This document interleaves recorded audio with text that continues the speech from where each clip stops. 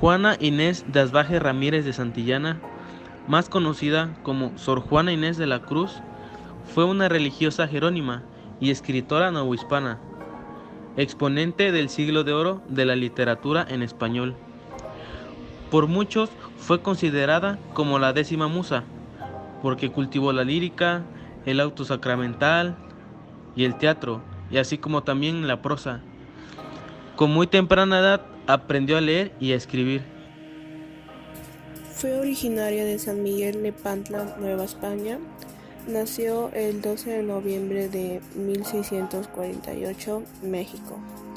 Fue hija de la criolla Isabel Ramírez y del capitán de origen vizcaíno Pedro Manuel de Asbaje Vargas Machuca, quienes se conocieron en San Miguel Nepantla y donde nacieron sus tres hijas, María, Josefa y Juana Inés.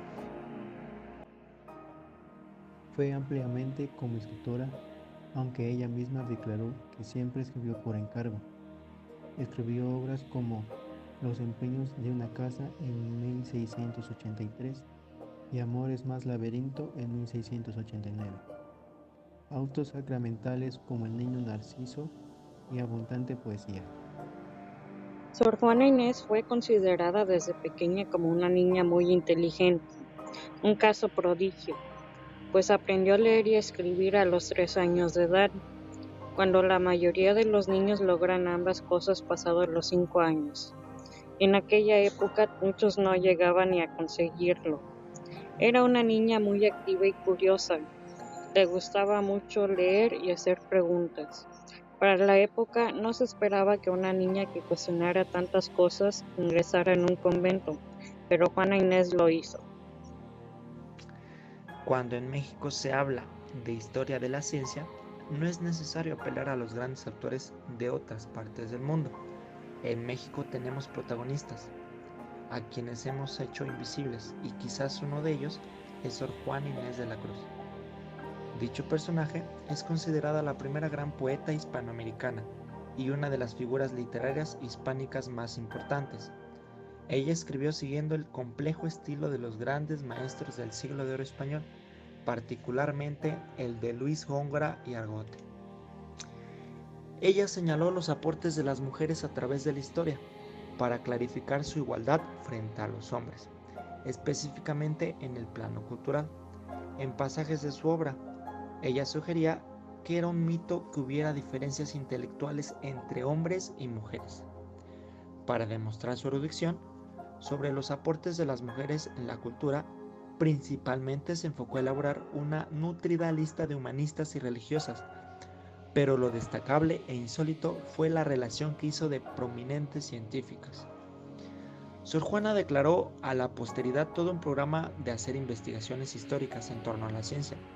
De todas las mujeres que menciona, solo se ha construido la biografía de Hipatia, que escribió la historiadora Margaret Alick. Hace falta la biografía de personajes como Arete, quien era el esplendor de Atenas contemporáneo, de los filósofos y científicos clásicos del siglo de oro Pericles, o el caso de Aspias. En la Nueva España del siglo XVII, el acceso a la educación y la curiosidad por el aprendizaje eran dos aspectos que solo estaban destinados para el clero masculino, excluyendo así a las mujeres. Sor Juana Inés de la Cruz fue víctima de la misoginia de la época colonial. Tuvo que enfrentarse a una constante falta de tolerancia de la sociedad masculina al libre pensamiento de la mujer, en donde no era bien visto que se manifestara curiosidad intelectual e independencia de pensamiento.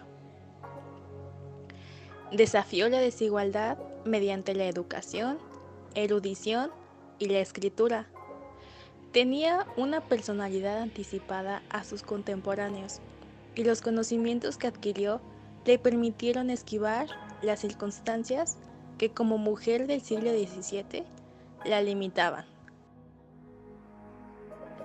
En 1660, los escritos de Sor Juana fueron concebidos como demasiado mundanos, por lo que el obispo de Puebla, Manuel Fernández de Santa Cruz, bajo el seudónimo de Sor Filotea de la Cruz, le aconsejó dejar el estudio de la retórica, a lo que Sor Juana respondió a esta crítica mediante un escrito en el cual defiende la educación de la mujer y su dignidad intelectual, citando a personajes femeninos bíblicos e históricos que ejemplifican la sabiduría e intelecto femenino, y sostuvo que la mujer era capaz de hacer más que filosofía de cocina. En sus argumentos, Sor Juana Inés de la Cruz remite el papel de la mujer en la historia y en la religión como insignia de sabiduría y de virtud. Intereses e ideas. El contexto histórico en el que se desenvolvió Sor Juana fue en la Nueva España. Esta limitaba la actividad de la mujer en el espacio social. Sin embargo, fue una mujer inteligente desde temprana edad, una niña prodigio que con tan solo 3 años aprendió a leer y a escribir, una mujer capaz de aprender latín en tan solo 20 lecciones. Sus intereses eran enfocados en la composición de poemas y escritos, donde disfrutaba y cultivaba sus aficiones intelectuales. Sor Juana también llevó a cabo experimentos científicos, al ser nutrida de una biblioteca de más de 4.000 volúmenes, gracias a los cuales adquirió conocimientos en teología, astronomía, pintura, composición, entre otros. Al haberse desenvuelto en una cultura masculina, su estilo de escritora poco a poco varió, de ser filosóficamente serio a cómico, a llegar a un límite de ser considerado profano, donde expone temáticas como el amor, los requiebres del desamor. Precisamente al sus escritos considerarse por el obispo de Puebla como mundanos y al aconsejarle dejar los asuntos seculares a los hombres y enfocarse en la religión, en la respuesta de Sor Filotea de la Cruz manifiesta que defiende el derecho para reivindicar el papel femenino en el conocimiento de la educación. Ella misma dijo, se puede perfectamente filosofar mientras se cocina la cena. Esto le da un papel importante como un ícono feminista. En el Estado de México encontramos un lugar muy peculiar, conocido como Amecameca. En este lugar se encuentra la hacienda de Panoaya, la cual Sor Juana Inés de la Cruz llegó a vivir en 1651 a la edad de 3 años.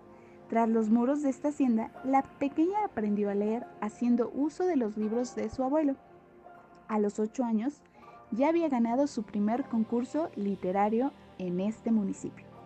Aunque a las mujeres no les era permitido ingresar a la universidad, Sor Juana se abrió paso ante las opiniones conservadoras de la época y logró convertirse en una de las mujeres más cultas y progresistas con tan solo 15 años de edad.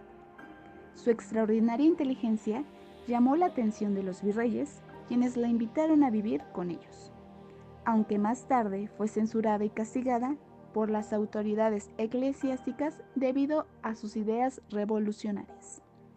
En los recorridos de esta hacienda nos enteraremos de estas y otras historias que te sorprenden acerca de la vida y obra de esta gran mujer y su vida cotidiana en la hacienda de Panoaya.